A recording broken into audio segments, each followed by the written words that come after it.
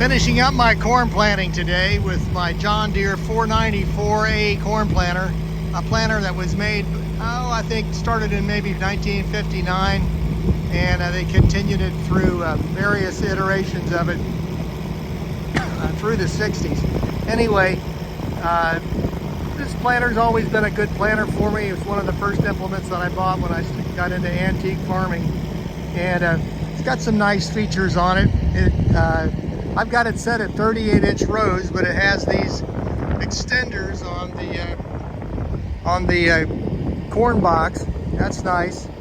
And of course you can plant it for beans. I do have the bean plates for it. It is a plate planter, which is really old school. They don't give you much on this new seed. They don't even, I think, tell you what plates to use anymore because it's so out of date. But at any rate, I have enough plates that I can try to match up with the seed, rounds or flats. So that works well. I don't use the insecticide or the herbicide boxes, just to spray on the field. And this year I may try to cultivate a little bit. I've got 2 sets of good cultivators. I may hook them up and try to do that, and try to save a little money. If everything else is so costly, it might pay to cultivate a little bit this year. Anyway, it's a good planter. It has a tricky marker arm mechanism, at least tricky from my perspective. On a hillside, it tends not to work on one side, so I've played around with it, and I still don't have it working perfectly all the time, but that's good enough for the little bit of acres that I do. Of course, you raise and lower this planter with a hydraulic lift. That makes it nice. It's not a trip, so that's good. And yeah, it's got fertilizer boxes. These boxes are actually pretty good if somebody, I mean, they're not rusted out like most of them, and they could be used. But again, it's so much easier just to broadcast the fertilizer, and that's what I do. If anybody wanted to restore a planter, though, these would be 2 really good boxes to have.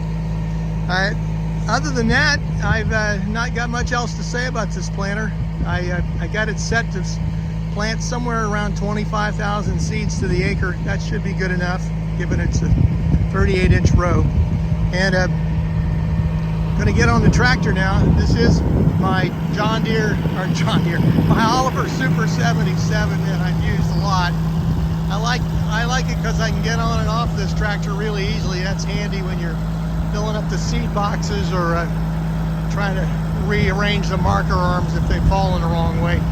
But very good tractor. I've owned it for a long time. Bought it, I think, back in 1985. Sold it to a buddy of mine in 1990. He sold it to a farmer up the road, and then I bought it back from him in I think it was 2012. Restored the engine and a few other things. It's original paint. Faded, but buffed it out a little bit. It looks pretty good. All the decals are original. It's got spin-out hubs on it, which you don't usually find on an Oliver.